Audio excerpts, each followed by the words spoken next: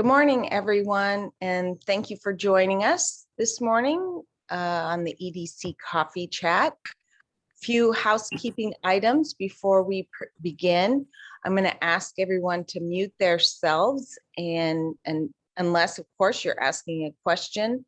We're really excited and honored to have our four actually, top staff members of each of our 3 cities join us today to talk about their what's happening in the realm of community development that they all manage, from commercial permits that they've issued in their cities to the number of building permits and any type of larger developments that they want to share. And I know Allison will talk a bit about their work on their new city code. So thank you very much for joining us. And I think we'll go from west to east to discuss those things that are happening in their cities. And each person will take about 10-15 minutes or however much time they need.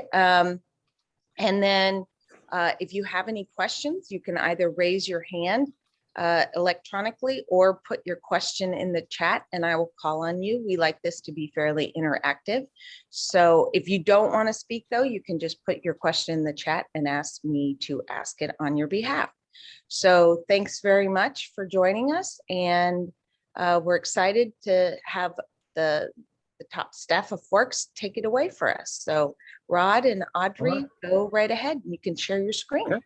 Well, good morning to everybody. I think I'm going to start since I deal with the planning aspect, and Audrey and I see Paul Hampton, our Public Works Director, also joined here. So Audrey's got the building permits and Paul's the building inspector.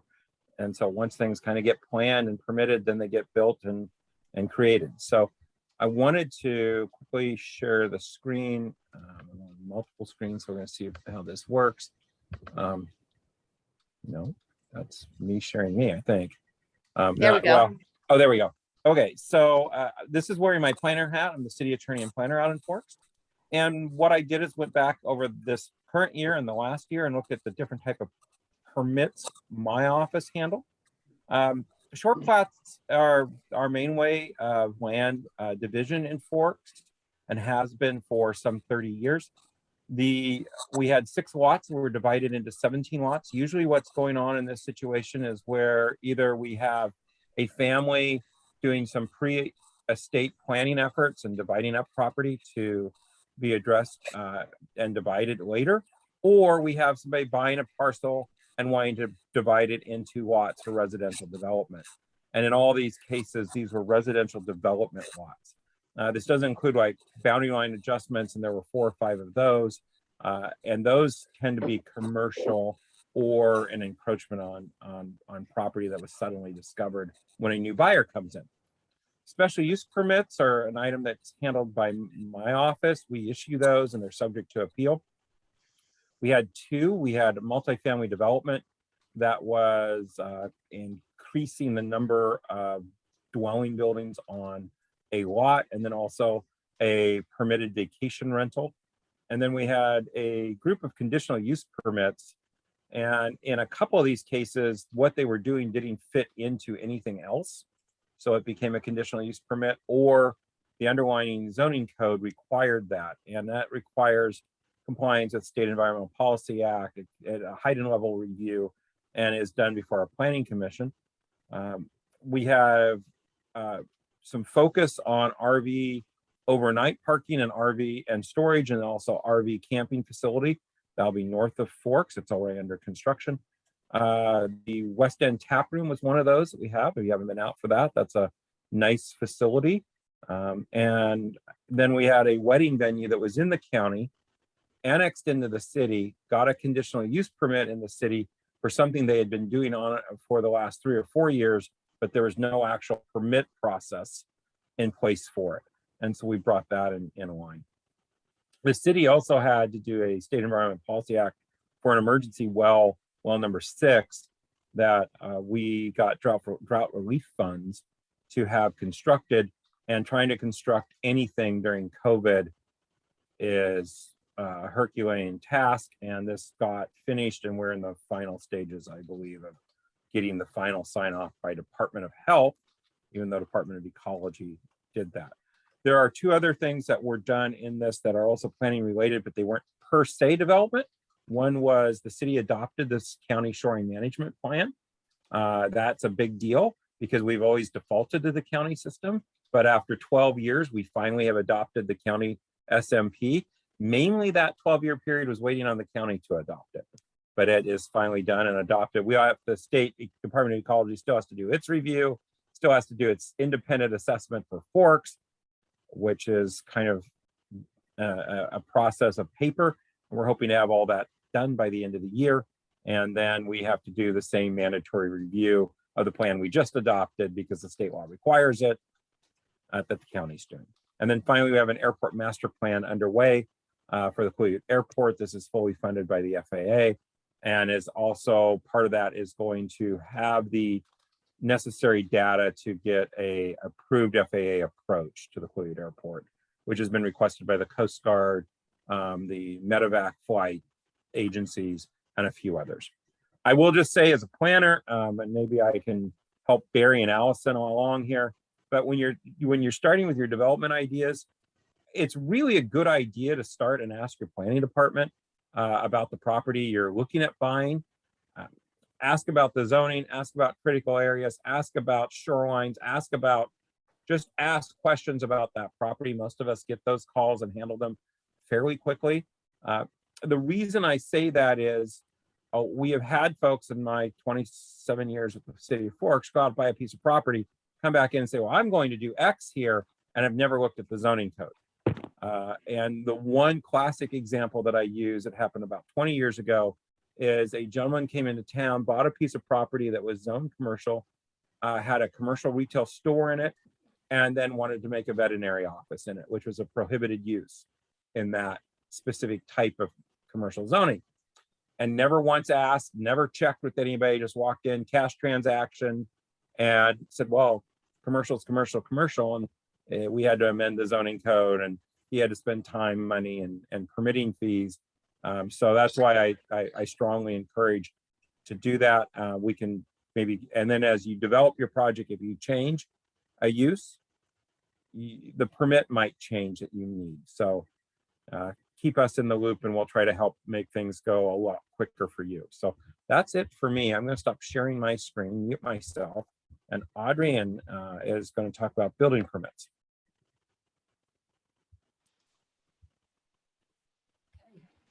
Thank you, Rod. So you may have noticed with a small city, we wear a lot of hats. You notice the multiple titles. So Rod as attorney / planner, and I am the clerk / treasurer. And then, as he mentioned, Paul Hampton's on the call as well, the public works director / building inspector. So I'm going to share a spreadsheet that we use to track building permits. So let me see. Are you able to see that? Yes, thank you. Okay, so and we currently don't have a separate software module for our building permits, and I'm sure Squim's numbers, Port Angeles numbers are going to be significantly higher. Of course, we just deal with building permits within the city limits, which really is quite small in comparison. And so I know Colleen was asking about numbers for commercial and residential. We don't differentiate that way as far as a separate spreadsheet. What I did is I went through and highlighted the commercial permits. And so you'll notice we've got a tab for each year here. And at the bottom of each year, what we do is we compile some notes in comparison. and looking at that year, the number of permits, and then noting any significant projects that would have impacted those numbers. So you can see that going forward here, the numbers of permits.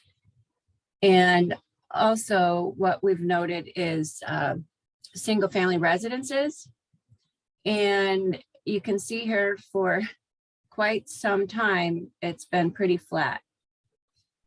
And up until 2019, where we had 5 permits, and then 2020, 11, and then so far this year through third quarter, we have 9 permits for single family residences. In that 11, it also included the Peninsula Housing Authority project on Maloney Lane. So, which, oh gosh, I believe was 4 homes, possibly 5. And so you can see the count so far for 2021, 19 of those being commercial. And sorry about that.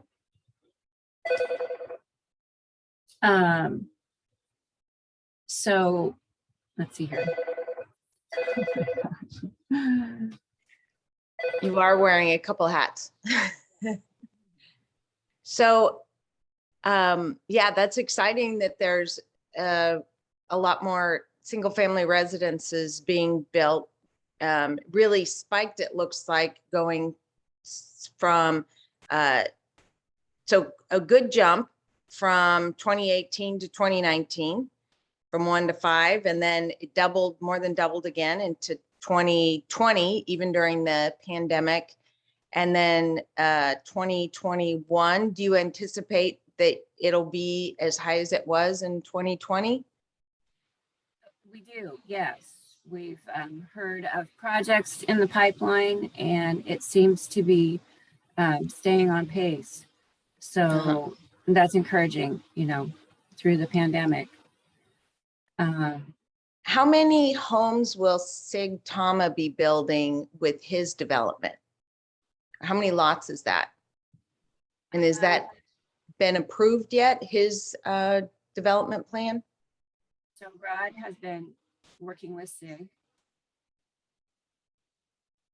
I'll say it has not been approved. He's been working through, because the property that he has is going to require on-site septics. You have to do on-site septic registration processes first. So he's been working with Clallam County to understand what's the best approach there. What we are thinking that Sig may do will be an initial short plat and develop 9 lots, with 1 lot being a very large remainder of the property. Develop those 8 in a way that allows the development of the larger lot at a future date. But Sig he's still working with the county to get all the permits for the on-site septics worked out and registered. So that's a bit of a 2-agency process that we have to go through. Got it. All right. Well, that should be a pretty significant increase in single family residences for Forks, though, correct? Yes. It will over the time. I think he's looking at maybe a 5-year development horizon is what I was thinking. And so I think he's looking at 8 in the first 2 years, getting things together, then to do, I think an additional 8. And then after that, the number got a little like set of question marks depending on how the first group went. Great. All right. Well, thank you. So, yes. Well, you were asking about sales tax. Did you want me to? Yes, please. Okay. I'll go ahead and go back to the normal view here. Yeah. So one of the things, if you guys happen to have it, what I told Audrey I would ask is, I noted overall sales tax revenues have gone up in the unincorporated areas of the county in each of the 3 cities, anywhere from 13% year over year to 34%. And I was wondering, could you describe what's driving that increase in your municipalities? Well, typically in the past, whenever we've had a bump in sales tax, it's always been tied to construction. And that is an oddity that we've seen during the pandemic.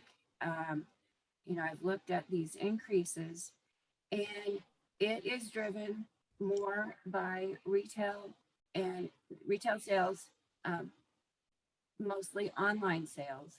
So so you've noticed the shift in shopping habits, as evidenced by the containers waiting to offload at every port, and that's no different in Forks in the West End. Oh, are you able to hear me okay? So, and actually, Colleen, I have a chart that I can show that illustrates that increase. Let me see here. Great.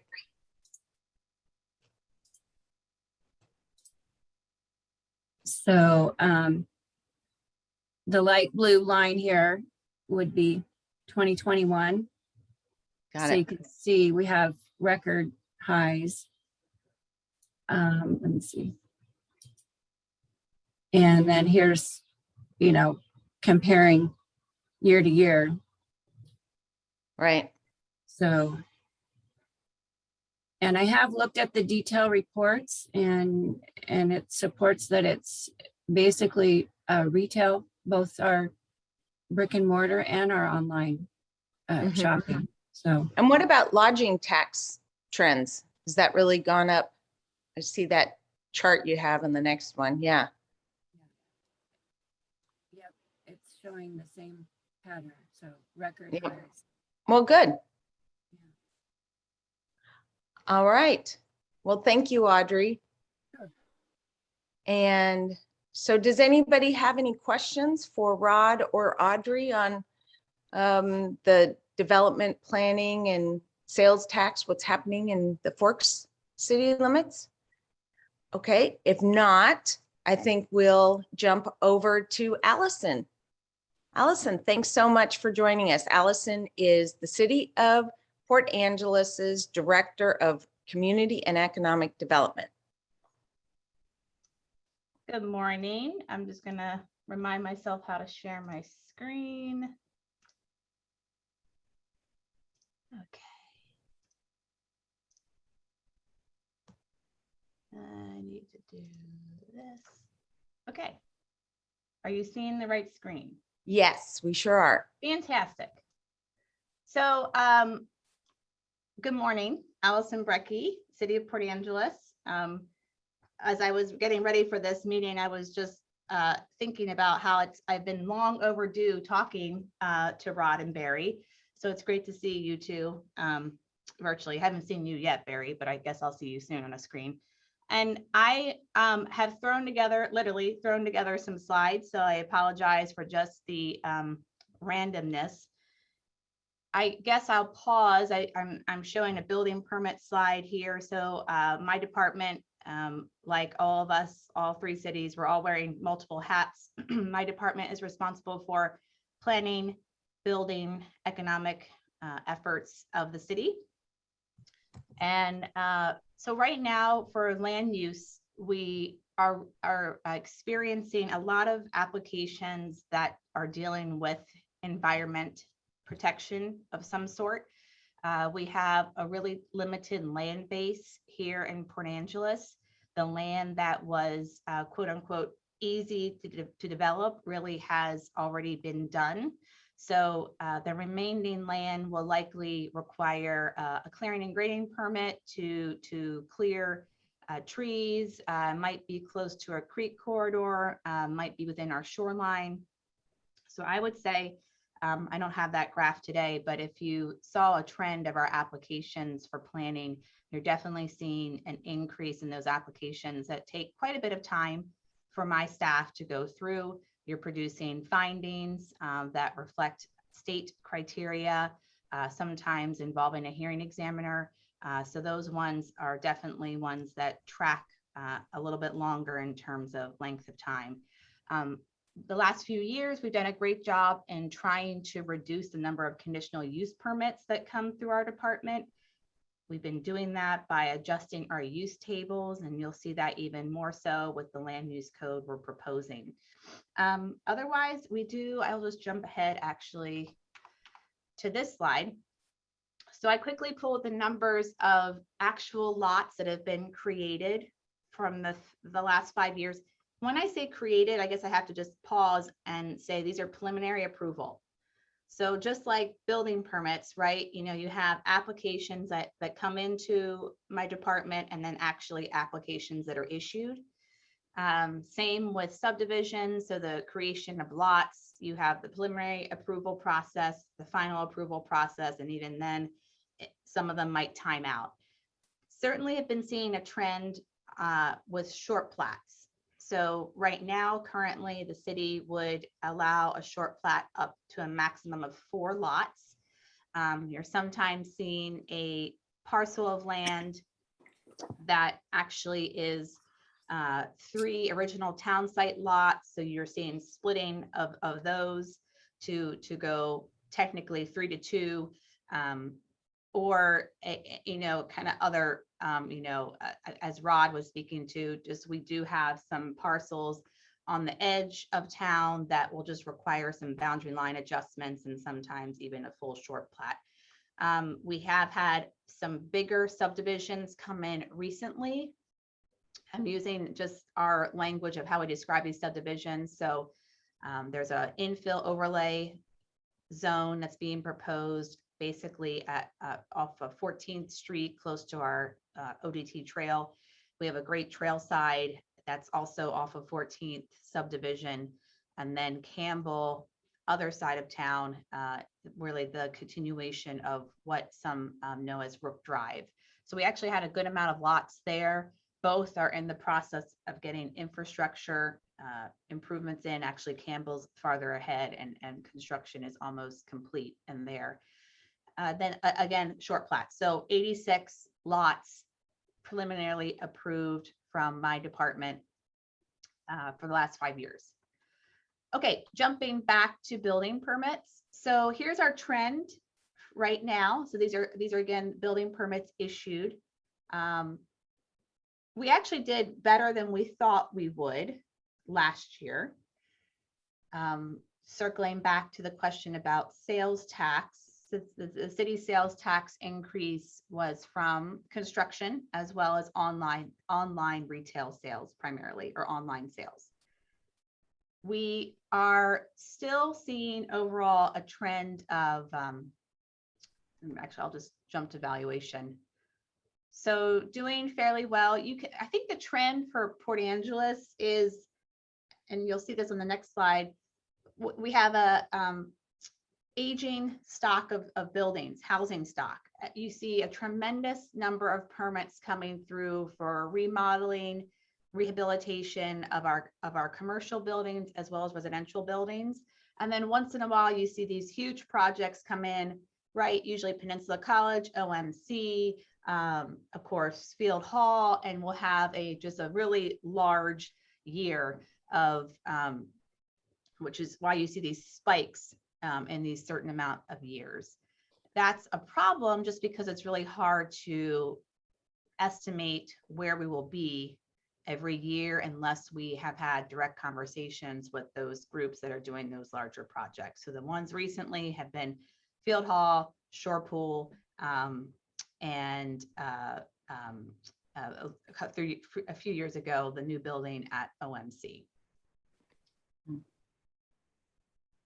Apologies for all the numbers on the screen. We are trying to work on a better format for these numbers. So residential, you break it down right now. We're breaking it down to between multifamily and single family.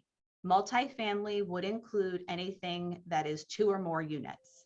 Okay, so you're seeing right now, I mean, very typical, I would probably guess for most of us, all 3 cities, single family, we know how to do that very well here on the peninsula. So we have those numbers being highest. Multifamily, not so much. And this is actually interesting, right? Because we have extended the planning allowances, zoning allowances for duplexes. We did that in 2019. You're still not seeing, though, a trend toward that type of development. You know, the why with that question, we would have to dig into. But then you can just jump to these larger numbers. So 61 permits, repair and alteration of commercial structures. Now that might include, for example, some sort of mechanical permit, or it also might include some significant remodel. And you also see that number being quite high, very typical for us in our residential categories. New accessory structures with, we are trying to work on the software side, the data collection side, just so we can distinguish an actual ADU from this category. Right now, ADUs, accessory dwelling units, are grouped in the new accessory structure. So again, I did include just trends from, so we're about a 17 million, almost 18 million valuation right now. And then actual fees paid were just under 240,000. Last year, I almost didn't want to show it, but actually it's okay because you just still see this trend. It's something that I noticed as soon as I arrived. So, I mean, my historic preservation background, I see it as being a positive that you're seeing the reinvestment in existing structures. As I mentioned earlier, we definitely have an older housing and building stock. However, you know, it's a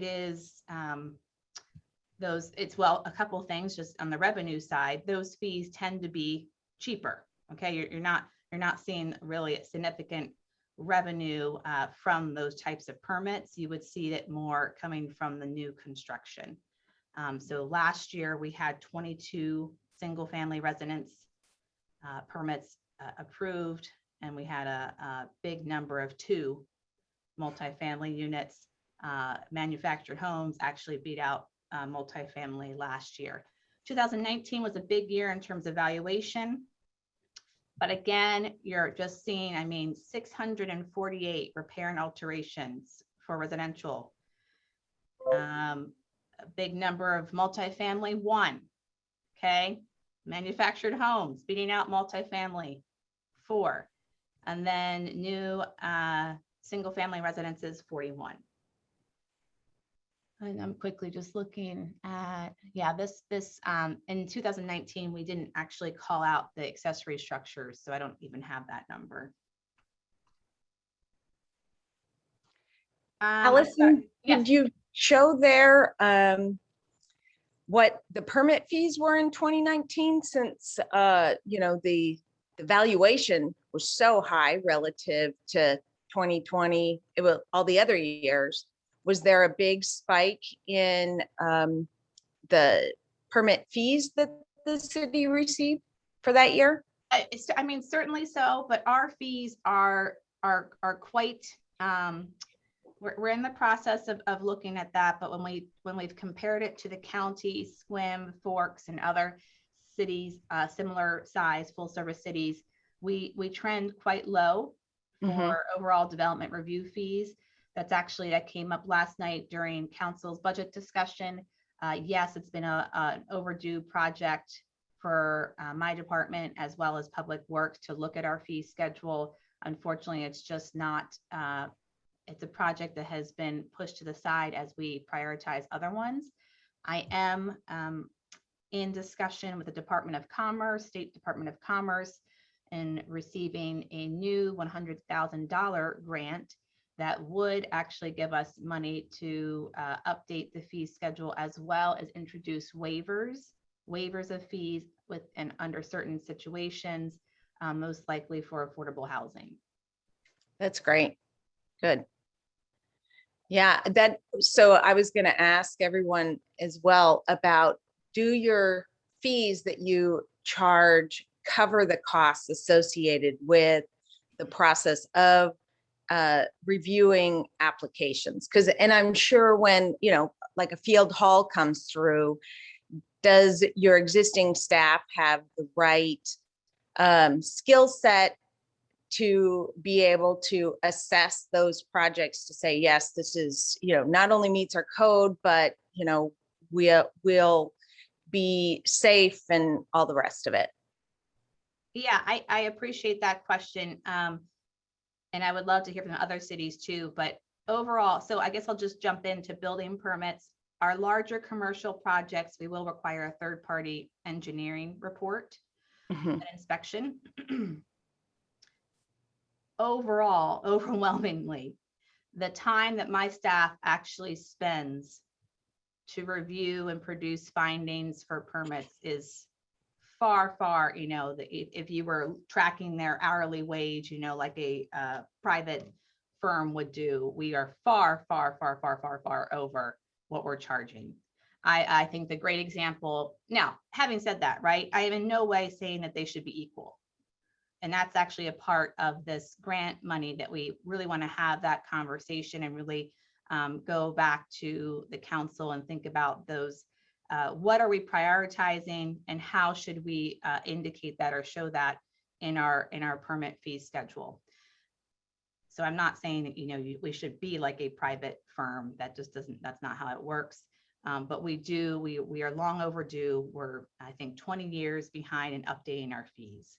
So as you continue to hear about revenues, and many people in the community are recognizing my department just being strained in terms of the number of people we have and how quickly we can process things. It's all related. But I will just say some trends that some of you have heard me say before. The state of Washington does not make it easier for us. It makes it harder for us.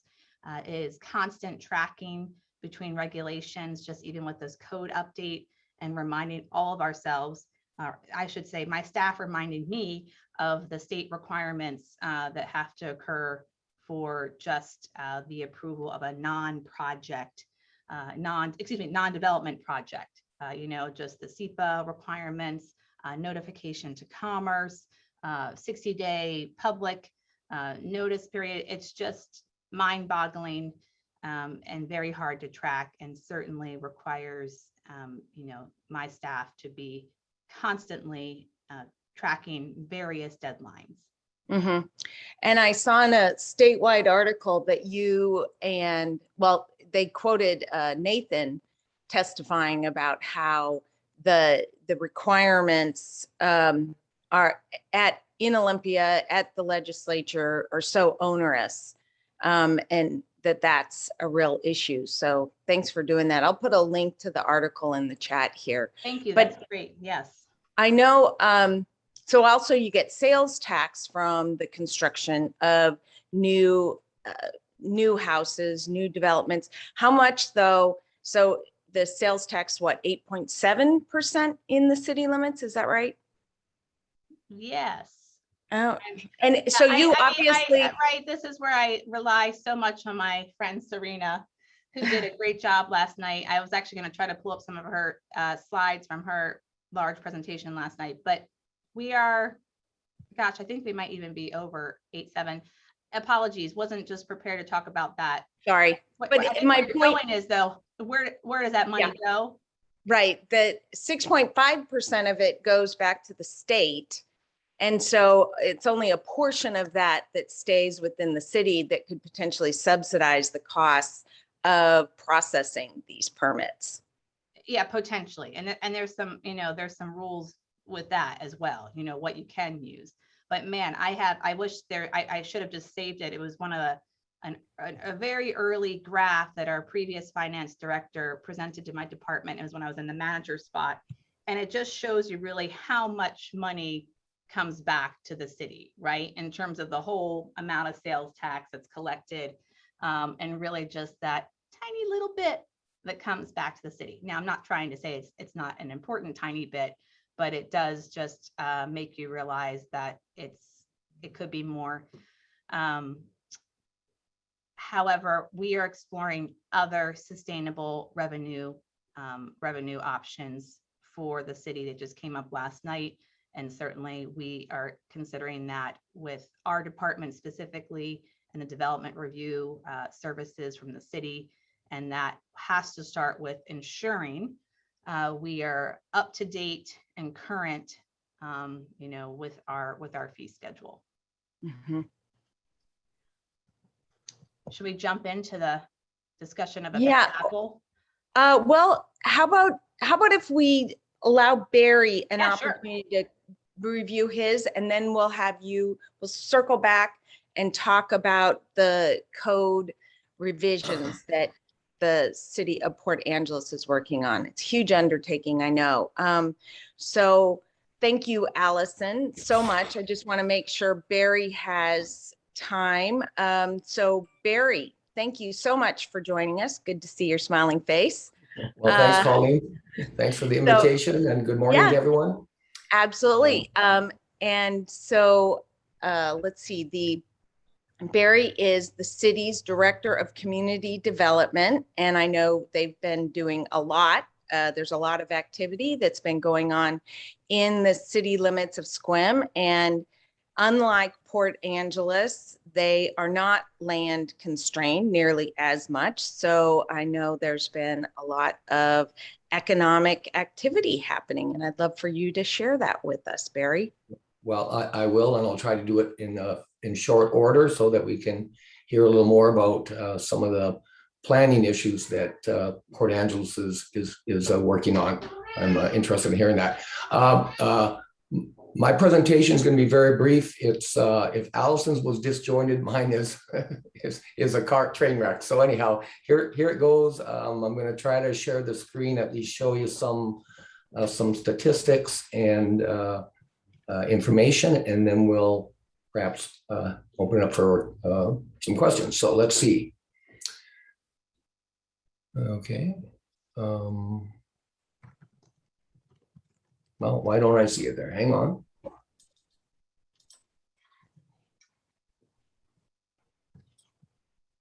I think that's it. Are you seeing anything yet? Not yet. Are you seeing anything now? No. No. Because I am. If you want to email it to me, I could share my screen. Okay, let me get out of here first. That's interesting that it's there to share. I'm just going to try it one more time. Okay. Actually have to hit share 2 times. There you go. There it is. You got it? Yes. Yes. Okay, great. You still have it, right? Yep. Okay, great. So the first image here is just simply a map of Sequim in the urban growth area, and the red lines indicate where development's occurring. So currently, projects all over the city. Very quickly, over the last 2 years, we've approved 123 land use applications and 286 building permits as of 10/21. So the building permits is not tracking the same duration as a land use permit. So it's not over the same period of time. In terms of active and pending permits, the cities has, right now we have a total of 608 lots that have an entitlement to build, for somebody to build on it. But the vast majority of those lots are not final yet. So the final plat hasn't completed. A lot of projects in Sequim are done through a phased development process. And so we'll get 30 or 40 lots created at a time that goes through the final platting process. And at that point in time, lots can exchange hands legally, and building permits can be issued. So this number, this 608 is a little, it doesn't really give you an accurate picture of really what's happening on the ground. And the next number is, I think, indicative of that. Right now we have 75 active single family building permits in the city of Sequim. So again, some inventory, but again, not necessarily buildable inventory. We also have just a small number of lots created by short plats. None of them are ready to be built. We have a number of lots that are currently in the preliminary platting stage of the process, but yet still quite a ways away from being able to be finalized and then constructed upon. Commercials picked up a little bit in Sequim. It's been quite some time since we've seen new commercial or non-residential activity, I should say. We have this, the state has almost completed their workforce structure just off of Washington, kind of where Washington and Brackett Road intersect, just a little bit west of Safeway. And And that's then 92,000 square feet? Or is That that is the correct. lot size? So That's the building, square footage. that really? Yeah.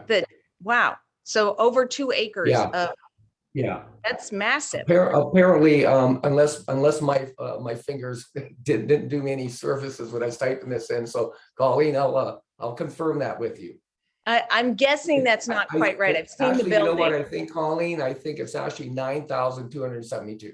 Okay. Yeah, that makes more sense. Yeah, that's right. Yeah, there's no way. I was going to say, boy, Brandino must be hiring, 100 Big people. things are happening in this little Yeah. Sequim, what can I say?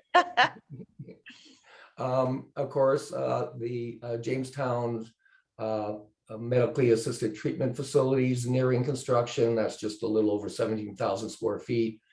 And then we have the folks from the Shipley Center looking to do some additional construction to support their operation. And then we have a person who's has the entitlement to construct a 9,500 square foot commercial building. Again, this would be right between the Stop and Go on Washington and the old Red Ranch Hotel, Olympic View or whatever it's called today. Mhm. And do you know what Nature's Gift is about? That's exciting. I believe it's about marijuana, I believe. Oh, I okay. think they're across the street in the small strip development that has Domino's. Not sure what else is there right now, but I think Nature's Gifts there with Domino's. Got it. Yeah. So annually, in terms of just giving you a bit of a trend, from between 2017 and 2021, we held pretty steady. Then of course COVID. This number, the 2021 as of May 31st, is obviously out of date, and we're probably much closer to the 2020 total right now. So permits are going back up. We didn't really see a huge lull, but obviously we saw some impact because the construction industry shut down for at least some time during the early period of COVID. Again, land use applications or permits issued between 2017 and 2020 has gone back and forth. I've seen this trend before where, and I haven't looked to verify it here in Sequim, but I've seen this trend particularly over in Kitsap County, where we had trend between commercial projects and residential projects. And so they kind of looped and overlapped. So you saw commercial stuff for a 1 or 2 year period, and then you started seeing residential, and then you saw commercial again, and then you saw residential.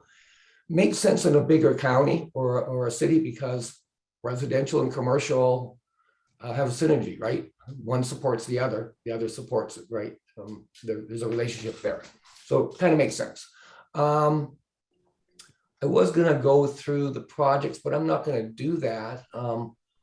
What I did have is, if I can do this, do I have to stop to change what I have on the screen?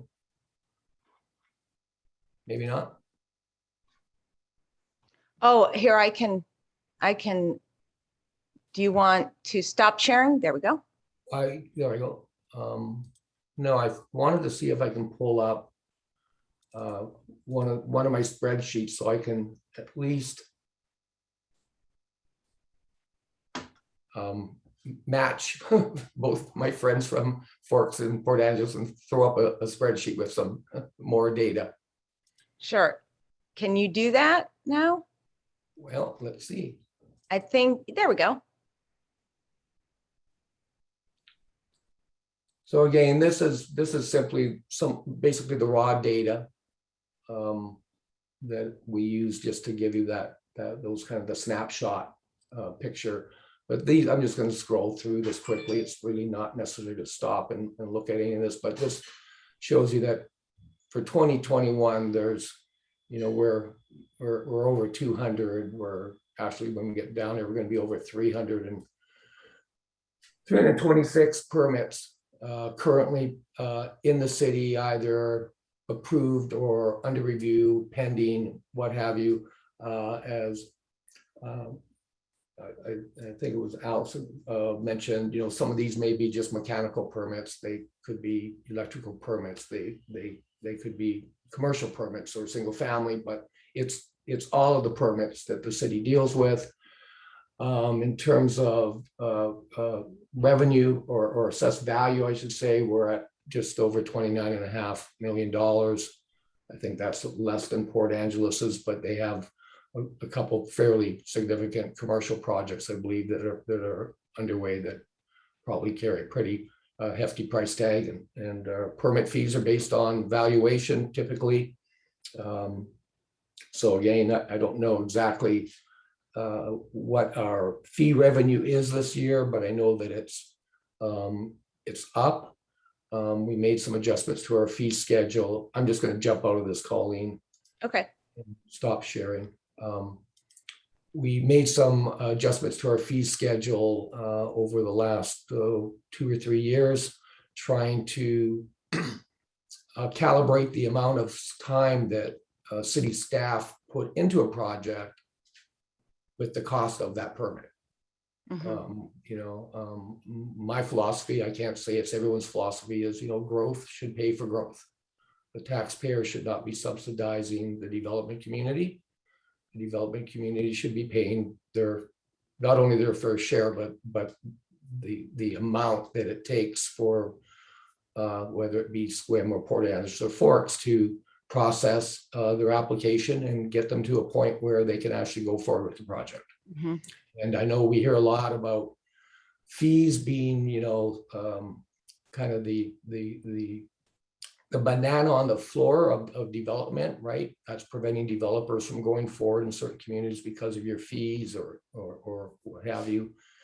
The city's of SQUIM's fee schedule, when you take all of the fees into consideration, including GFC's, general facility charges, so sewer and water connection charges, which are usually pretty significant. Our fees on the average residential house being built in SQUIM is about $20,000 to $25,000. The average a residential structure in SQUIM is probably in the $450,000 $500,000 range. So we're not talking about an amount of money that probably would turn people away from a particular residential neighborhood that was selling, or those types of homes are available, right? I mean, it doesn't seem to be that difficult for people to, if you can afford a $475,000 house, you can afford a $450,000 house. So, fees, I think, is kind of a straw pony, so to speak. But anyhow, I'm kind of blabbing on here about not much, but my opinion. So turn it over to you, Colleen, and if anyone has any questions. Well, thanks. Does anyone have any questions for Barry? If not, we'll circle back to Allison and let her talk about the huge project that they've been working on to update their city building code. And yeah, go ahead, Allison.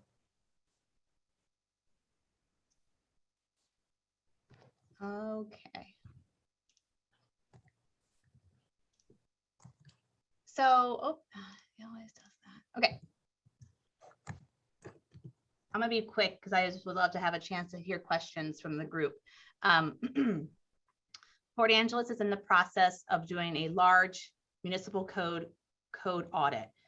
We are recognizing that our entire municipal code is hard to use. It's been piecemeal together in some ways, and you know, just kind of fragmented updates over the years. Very typical for cities, just due to capacity reasons.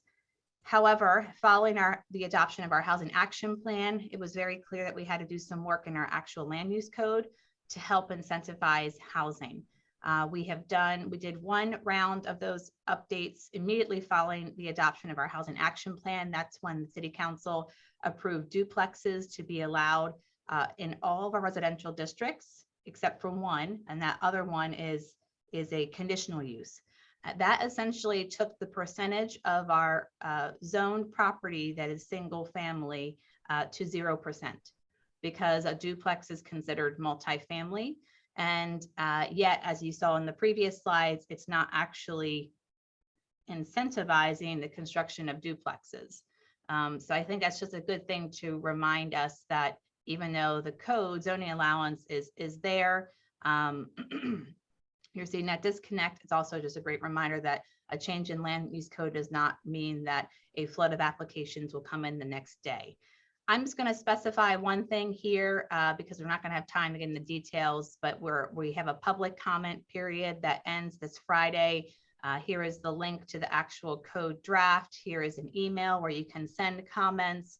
We've heard some feedback about the need to have more time. I will just caution everybody, or just make them realize that as we add more time, it is unfortunately causing some commercial projects that we really want to happen in the city to be on hold as they're waiting to decide what is permitted by the new code. But we are going to add an additional, planning commission meeting. So this tonight, as well as November 10th. November 10th, the Planning Commission will make a recommendation to our City Council, and then we're looking at another potential public hearing for Council. But the why, you know, this is directly related to a grant the city received. It was from 2019 state legislature that there was some detailed actions that a city should take to help build residential capacity, you're basically increasing residential building capacity. You can have density.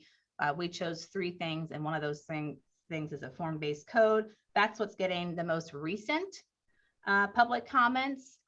You know, with the community survey effort, it was very clear, and I will have to say it was a little bit of a surprise to me. We have a community that wants to see our commercial corridors function and look differently. We have a community who wants to see taller buildings. They are okay with density to help with the housing issues.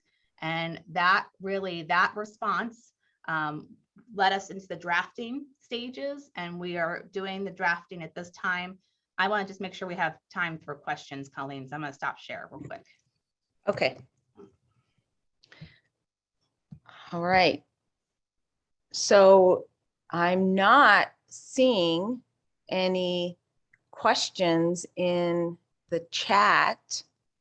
Does anyone want to? So why don't we start with Allison? How do you define form-based code versus, you know, guidance and standards, that kind of thing, for folks that don't know? When you open up the planning book, you know, form-based code, you're departing from traditional zoning where you specify what uses can occur in a particular zoned area, a zoning district, and you're moving more toward the idea that a building priority and focus of the building form and design. And I don't want to just say design. I don't mean just what type of siding you put on the building. I mean where you place the building on a site. Very important in Port Angeles when we have a limited land base. I can't emphasize that enough. So, you know, site placement and site planning standards is very important to maximize our limited land use space. So usually you don't see a city make a complete switch. You have this in between stage. That's what's being proposed right now. We're keeping the use tables in our commercial districts that specify what can be permitted where, as well as introducing a layer of design standards. So, you know, then you see some communities making the total switch. Usually when you see, you know, parking completely just wiped away, and you're really just, the idea is that any use can occur as long as the building is done well. Mm-hmm. I know there were, so you presented at PABA yesterday. What were the biggest comments that you received there when you presented about So the great questions I heard, sorry, just quickly try to remember, there was a great question about how we see the design standards applying. So going back to my slides, mostly rehab, remodel projects. We are not anticipating the new design standards to even apply to those projects. Those projects can keep happening. We love seeing those projects, okay? Now, if you're scraping a building and starting new, yes, new construction would require, you know, abidance by those design standards. But I think it's important that we just step back and think about really what this applies to. Now, there's also concerns about cost. Cost is very, very hard to estimate. There's an assumption that design standards will add to cost. You can't just look solely at design standards. You have to also remember we're adding building capacity. Okay, we're going from a 45 maximum height in our central business district to 75. Okay, the theory is that you can add more housing units within those floors. That helps to pencil out potentially, you know, some increased costs that you might see on the design end. It is not fair to Port Angeles just to solely assume that design standards will add cost. It's a new thing that we're introducing in Port Angeles. It was absolutely an expectation of our staff to have some feedback that this is too soon for Port Angeles. And I'll just repeat what I said yesterday. We are planning for potential. We do not plan in fear. If we continue to believe that Port Angeles is not ready and we're just waiting, and then the idea that also government will be able to respond exactly at the right time when there's huge development pressures and quickly we can come together. You know, I would just say it's not what I want to see. I want to be prepared and ready for when it comes. Mm-hmm. And I know there's a new section on electric vehicles and the charging requirements. Can you share just a little bit about that? And then I saw Mike McAleer has a question for Barry. And then I think we'll need to wrap it up. With our parking reform, what's being proposed is a requirement to have actual spaces for electric vehicles. I would love to talk to Rod and Barry to see if they're seeing it. We've actually had a few electric vehicle charging stations being proposed. And of course, we were completely unprepared. Like, you know, how do we review this? What permit does it trigger? There's some that are going in some of our larger parking lots in Port Angeles. But yes, we are requiring some spaces, typically like, you know, a few years ago, you would just see the big push for bicycle spaces to be included, right? And kind of parking requirements. You're now seeing electric vehicles. Okay, thank you. All right, so Mike McAleer had a question for Barry. He put it in the chat. Why is the development at Port Williams and North Squim Avenue taking as long as it is? Well, a good question.